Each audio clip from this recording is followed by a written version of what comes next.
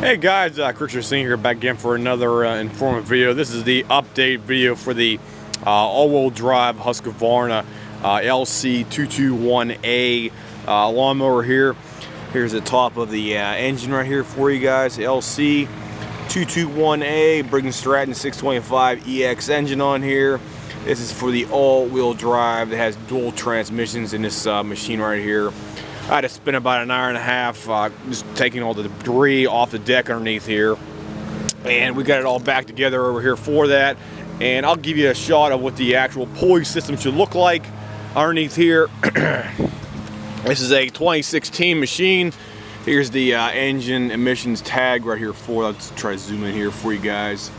2016, and here's the deck assembly underneath there. I still didn't clean out all the debris underneath this guy's deck because this guy really did a number on this machine, guys. I don't like telling people that, but this guy abused and neglected and beat this machine, and it looks like they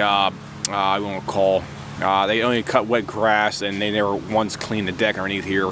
I'm still waiting for the actual keeper right underneath here to keep the deck baffle plate in there, because the other one was cracking. You have these little notches right here, and it was all cracked up in a couple notches. So this is what the belt should look like underneath here, guys. You have your pulleys. You have your one pulley goes in the front up here. You have 1, 2, and 3 pulleys here, guys. Okay, and in order to take the belt off and put it back on, you have to first take the blade off here. You want to disengage your mechanism here to engage and disengage the belt. You have a little pull mechanism right here for your actual cable. It pulls up and down on here. Plus you have a spring over here for the return spring. This guy put this thing on backwards, I'm assuming, so I'm gonna have to flip that thing around right here as well too. This spring needs to be flipped around here, but this guy just basically beat the piss out of this guy's machine here. I don't like telling that, but this thing was completely packed with debris and grass underneath here, and I had to clean each one of these pulleys. These pulleys was packed all the way up to the lip on here with grass clippings, and these pulleys need to be completely clean in order to function properly. Now I took them off and cleaned each one individually, all the crap on them, and now they're spinning perfectly fine here for that. So they're nice and loose, and they don't have any debris clogging them up on there. But the bearings are still good in here.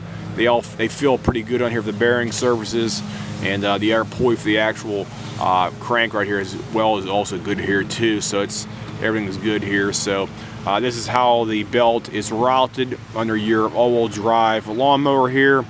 This is an OEM belt. Let me see the part number here.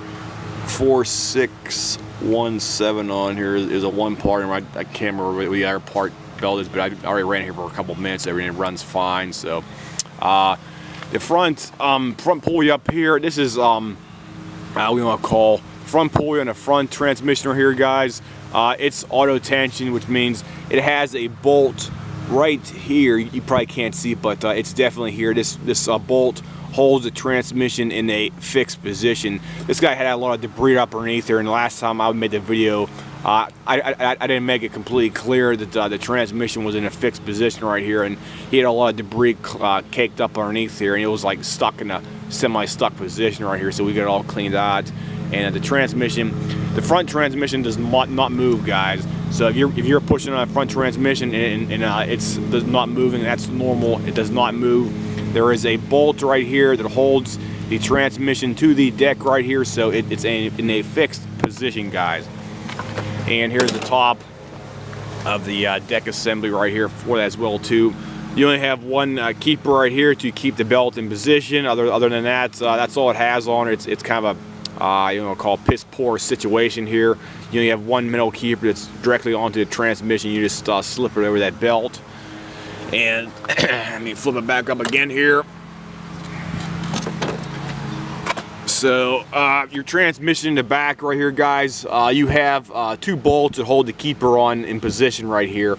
You have one bolt right here, and you have another bolt in the opposite position on the opposite side of the keeper right back here. So you have one right here. You can see where the bottom of the transmission casing is right here. So you have one bolt right here, and you have one bolt on top. That's your one retaining bolt that retains the keeper right here, and you have another bolt right up here, guys.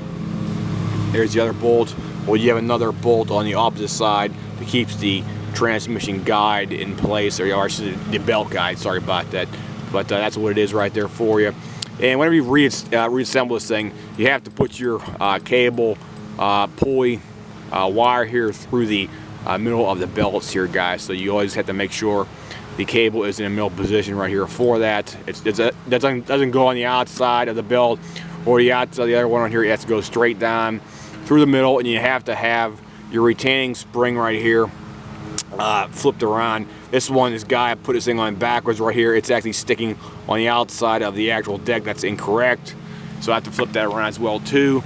And here's a second shot of the transmission pulley as it should look like after you get done putting the belt back inside of the assembly right here for that. You have one main belt. You don't have two belts. You only have one belt that loops around. It's like a big serpentine belt here, guys. So that's all it does. And I'll give you another shot of the actual engine tag right here for that. Here's the engine, or I should say here's the deck tag. Sorry about that, guys. It's a LC221A. And the product maintenance level 96145002600.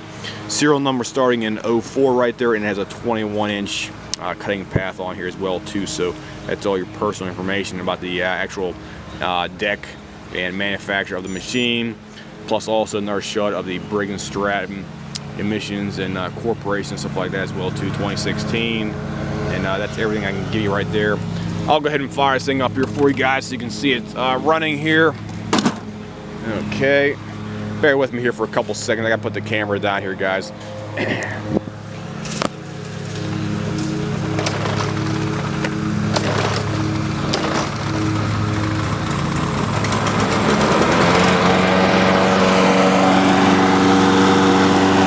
Okay, got it running.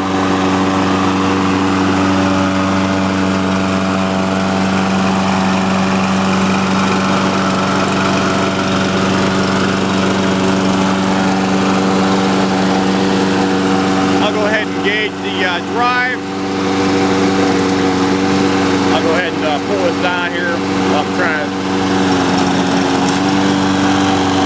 get this thing out of the way here. Okay, there we go. Ready?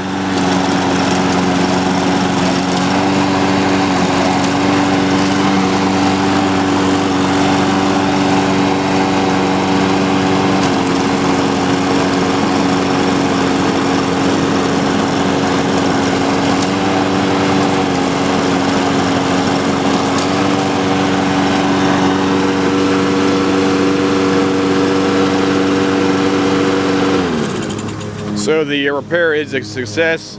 Just be aware that whenever you do this kind of job, more than likely, if you're cutting wet grass out there, the entire deck assembly will have to be clean, and all the pulleys and adapters are going to have to be clean as well too, guys. So if you have a Husqvarna machine like this, that's all the work needs to be done. It's probably going to be a good solid 2 hours of necessary work to do the belt replacement plus cleaning up the actual deck assembly once you want to put the new belt up inside the right there as well too, guys. So personally, I do not recommend these machines because of that fact, because having two transmissions lead to double the problem if you're going to have one of them replaced or both of them replaced at some time in the future. At some time in the future. So I do not recommend purchasing one of these machines. I just recommend buying one with a transmission in the back or a transmission in the front. So if anybody has any comments, questions, whatnot, feel free to leave me a message here, and I'll try to get back to you probably within 24 to 48 hours after you post some kind of question or comment, guys. So I'll see you guys, and have a nice day.